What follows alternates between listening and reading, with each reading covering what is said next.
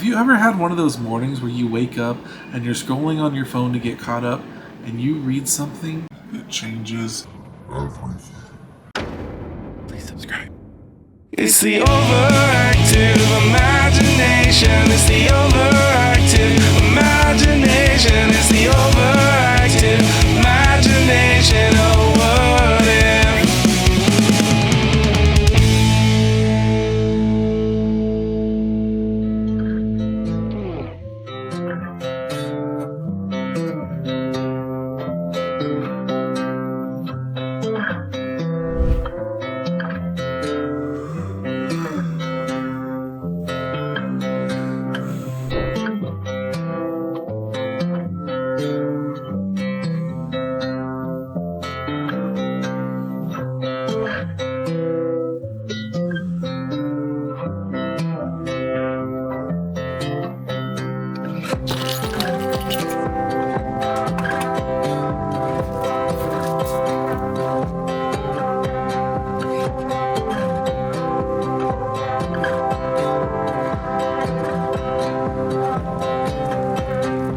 We have been deceived, misled, duped, fooled, conned, hoodwinked, swindled, bamboozled, taken for a ride, led down a garden path, sold a bill of goods, played for a fool, tricked out of our socks, hornswoggled, and straight up lied to.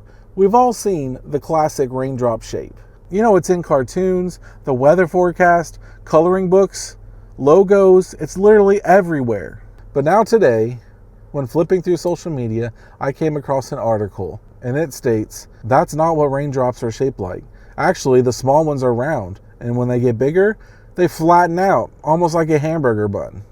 And to me, that's upsetting. Why would someone decide to tell us that as kids? Like, it makes me wonder, what other things were we lied to about? Let me show you what I mean.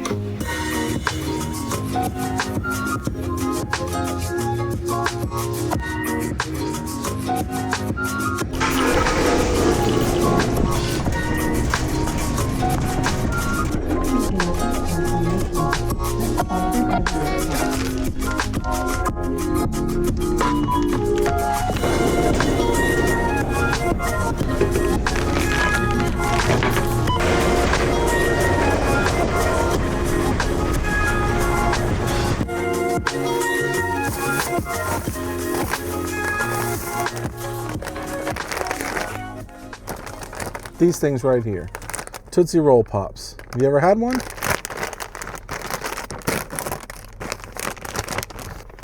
Delicious, nutritious, but there was something about these when I was a kid. Let me see if I can show you. When I was a kid, I don't know where this rumor started. Was it from a parent, a friend? But everyone seemed to know about it. If you got one of these Tootsie Roll Pops and it had this picture on it of this Native American Indian shooting a star with his bow and arrow, that meant you could send this wrapper off to the company and get a free sucker. Now, where did that rumor start? And what about the other things that we were told? Have you ever heard that you only use 10% of your brain? Well, that's a lie. And what about the food pyramid that literally told us we should eat loaves and loaves of bread?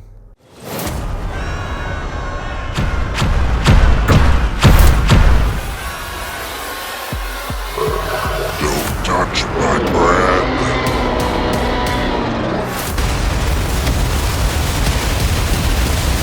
And well, that's a lie too.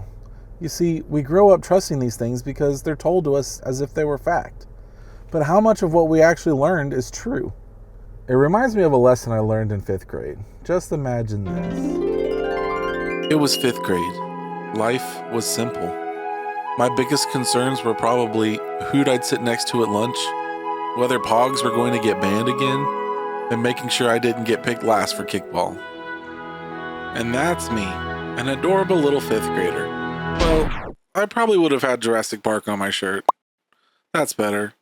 And, well, my hair was a little different. I probably looked a little more like, yeah, that's better. Anyways, it had been a good year, and on the last day before summer break, I decided it was time. I was going to ask my crush to be my girlfriend. Through a note, of course. The note read, "Dear 5th grade crush, your hair is the perfect length to rest gently on your shoulder tops. Your eyes are as green as the dew-filled grass on the soccer field where we play at recess. Will you be my girlfriend? Check yes or no. Love, Josh. P.S. My phone number and address are at the bottom." Then I folded the paper with precision, corner to corner, origami level geometry, as if I didn't get this paper perfectly square, it would affect her answer. And I handed it to her at recess. Her and her friends giggled as they ran away, and I went back to playing gravel, which was basically just the floor is lava, but much, much more dangerous. As the day drug on, I got pretty nervous. She'd had plenty of time to reply, but nothing. No eye contact, no note. I couldn't focus on anything else. She must hate me. Then, just as the final bell rang and school was letting out for summer, she walked past my desk and dropped a folded note. Inside was one single word.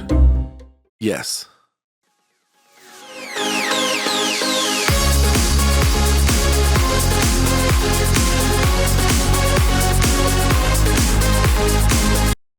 She was gone before I could say anything. No number, no address, just a yes.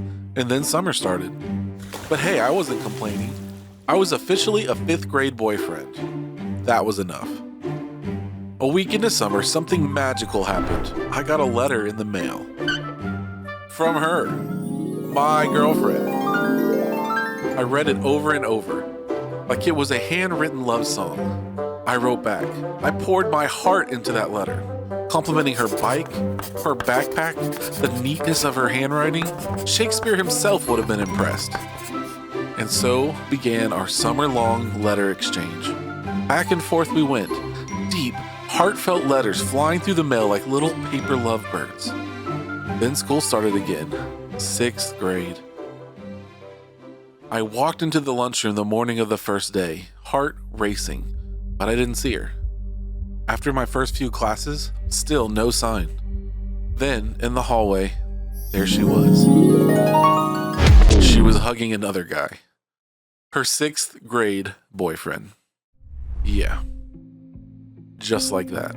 And that wasn't even the worst part of it. I had found out she hadn't written me any of those letters all summer long. Her older sister had found my original note and thought it would be funny to catfish me all summer long.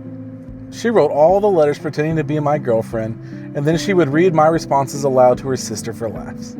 And that, my friends, is how 5th grade me learned a powerful lesson. Just because something feels true doesn't mean it is. Whether it's a catfishing sister or a perfectly shaped raindrop, sometimes we hold on to beliefs because they're comfortable. Real growth starts when we're willing to challenge the things we've been told and not just believe them.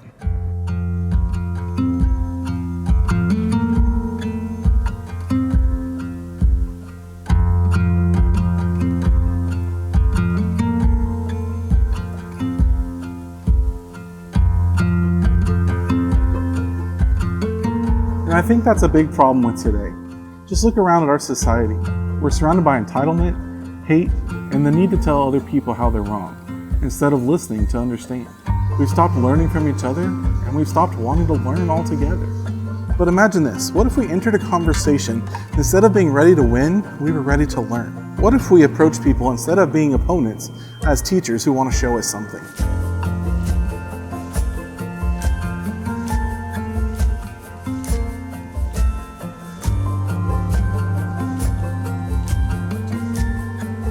So whether you're 15 or 85, keep asking questions.